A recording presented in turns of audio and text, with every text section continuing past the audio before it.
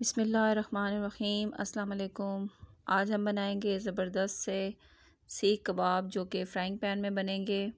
आप चाहें तो सीख में भी बना सकते हैं। ये देखिए एकदम से सॉफ़्ट और जूसी बने हुए हैं।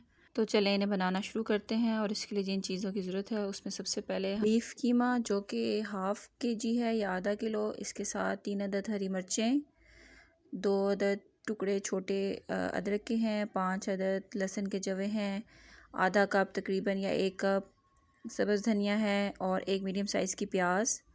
इसके साथ इसमें जाएगा 2 बड़े चम्मच बेसन के और 2 बड़े चम्मच हैं इसमें खुश्क दूध के। नमक हस्ब ज़रूरत इसमें जाएगा। मैं इसमें 1 टीस्पून यूज़ कर रही हूँ। चिली फ्लेक्स इसमें जाएंगे 1 टेबल स्पून और छोटी चम्मच हल्दी की जाएगी। गरम मसाला 1 टेबल स्पून जाएगा और red chilli powder 1 tablespoon और इसके साथ ही कोरिएंडर पाउडर या खुश्क धनिया जो है वो भी 1 टेबल स्पून जाएगा। सबसे पहले हमें प्याज के साथ इन तमाम चीज़ों को लहसुन अदरक वगैरह को अच्छा सा चॉपर में पीस लेना है। और उसके साथ ही सबसे पहले मैं ये बेसन जो है इसको हल्का भून के रख लूँगी। इसकी हल्की हल्की खुशबू आनी शुरू हो जाएगी तो ये अच्छा सा भुन जाएगा। हल्की आंच पे इसे भुनेंगे। तो ये भुन चुका है। अब हम शुरू करते हैं और चॉपर में सबसे पहले हम ये तमाम चीज़ें जो कि प्याज के साथ लहसुन, अदरक, हरी मिर्च और हरा धनिया वगैरह था, इसको अच्छा सा चॉपर में बारीक पीस लेंगे। अगर आपके पास चॉपर नहीं है तो आप इसे अच्छा सा सिलबट्टे पे भी पीस सकते हैं। मैं इसे चॉपर में अच्छा सा चला लूँगी ताकि ये फाइनली चॉप हो जाए, बिल्कुल बारीक सा हो जाए। और फिर इसे पीसने के बाद मैं किसी भी छन्नी में या कपड़े में इसे अच्छा सा जो इसका पानी है वो अच्छा सा निचोड़ लेंगे ताकि बिल्कुल जो हमारा कीमा है उसमें ये बिल्कुल ड्राई फॉर्म में जाए। अगर इसके साथ इसमें पानी शामिल हो जाएगा तो कबाब इतने अच्छे कंबाइन नहीं होंगे और वो टूट जाएंगे। तो इसका पानी निकालना बहुत ज़रूरी है। अब मैं चॉपर में दोबारा से ये सब चीज़ें शामिल करूँगी और इसके साथ ही कीमा और जो हमारे पास स्पाइसेस थे, नमक मिर्च वगैरह, वो इसमें शामिल कर देंगे। बेसन हम ऑलरेडी भून चुके हैं और भुना हुआ बेसन इसमें डालेंगे तो इसकी खुशबू बहुत अच्छी आती है।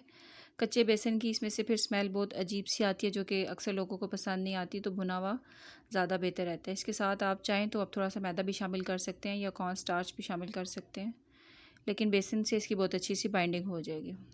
अब दोबारा से मैं इसे चॉपर में अच्छा सा चला लूँगी ताकि ये सब कुछ यकजान हो जाए, बहुत अच्छा सा इसका अमेज़ा तैयार हो जाए। ये देखिए बिल्कुल फ़ाइन हो चुका है और ये देखिए ज़बरदस्त सा बिल्कुल पिस चुका है। अब मैं इसे अच्छा सा हाथों से भी मसल लूँगी ताकि हमारे जो मसाले हैं वो इसमें अच्छे से मिक्स हो जाएं और ये बिल्कुल स्मूथ सा हो जाए। इसके साथ ही मैंने कोयला जो था वो गर्म होने के लिए रख दिया चूल्हे पे, जिसका हम इसे थोड़ा सा धुआं दे देंगे ताकि इसमें से बिल्कुल बाज़ार वाली और जो बारबेक्यू की खुशबू होती है वो आना शुरू हो जाएगी। कोई सा भी ढक्कन ले लें। मेरे पास साफ़ सुथरा बॉटल का ढक्कन था, मैंने वो इसमें रख दिया है। और इसके साथ ही इसमें कोयला रखेंगे और इसके ऊपर थोड़ा सा कुकिंग ऑयल डालेंगे ताकि जो उसका धुआं था वो बाहर आना शुरू हो जाएगा। और इसको 2 से 3 मिनट के लिए हम ढक के रख देंगे ताकि इसमें अच्छी सी खुशबू हो जाए। अब इसमें से इसको रिमूव करेंगे और फिर इसके कबाब बना लेंगे। मैं एक तो आपको सीख पे बना के दिखा रही हूँ, आप चाहें तो इसे हाथ से भी बना सकते हैं और चाहें तो अगर आपके पास वुडन स्टिक्स हैं उस पर लगा के भी बना सकते हैं। कीमे की मिक्सिंग बहुत ही ज़बरदस्त सी होनी चाहिए ताकि आप उसको सीख पे लगाएं तो वो टूट के नीचे ना गिरे, एकदम से उस पर चिपक जाए। इसी प्रोसीजर के साथ आप चाहें तो बारबेक्यू कर सकते हैं। इसको बाहर जो आप कोयले वगैरह का इंतज़ाम करते हैं उस पर इसको सेट कर सकते हैं, उस पर बना सकते हैं, लेकिन मैं इसे यहाँ पैन में बनाऊँगी। और इसी प्रोसीजर के साथ मैं तमाम जो हमारे पास बैटर है इसके कबाब बना के रख लूँगी जो कि तकरीबन 15 बने हैं। आप चाहें तो इसी तरीके से इन्हें आप फ्रीज़ भी कर सकते हैं और जब चाहें तो इजीली इन्हें निकाल के आप फ्राई कर सकते हैं। अब चलें इन्हें फ्राई करते हैं। और सबसे पहले हमें एक पैन लेना है, उसमें 2 टीस्पून मैं यहाँ कुकिंग ऑयल यूज़ करूँगी। अब इन्हें बहुत ज़्यादा से ऑयल में या डीप फ्राई बिल्कुल भी नहीं करना, आपने इन्हें शैलो फ्राई करना है और बहुत ही कम ऑयल में करेंगे तो उतने ही अच्छे बनेंगे। पैन को अच्छे से ग्रीस कर लिया है। अब मैं इसमें कबाब लगा दूँगी और मीडियम फ्लेम पे इन्हें हम फ्राई होने देंगे। और साथ ही मैं ब्रश के साथ थोड़ा सा ऑयल इनके ऊपर भी लगा दूँगी क्योंकि मैं इसमें बहुत कम ऑयल यूज़ करना चाहती हूँ। आप चाहें तो इस पर चम्मच के साथ भी ऑयल डाल सकते हैं। एक साइड से लाइट सा कलर इसका आ चुका था, मैंने इन्हें पलट दिया। 5 मिनट में ये बहुत अच्छे से फ्राई हो चुके हैं और ये देखिए ज़बरदस्त सा कलर आ चुका है और अंदर से भी कम्प्लीटली कुक हो चुके हैं। अब मैं इन्हें निकाल लूँगी और ये बिल्कुल सर्व करने के लिए रेडी हैं। तो चलें इन्हें सर्व करते हैं।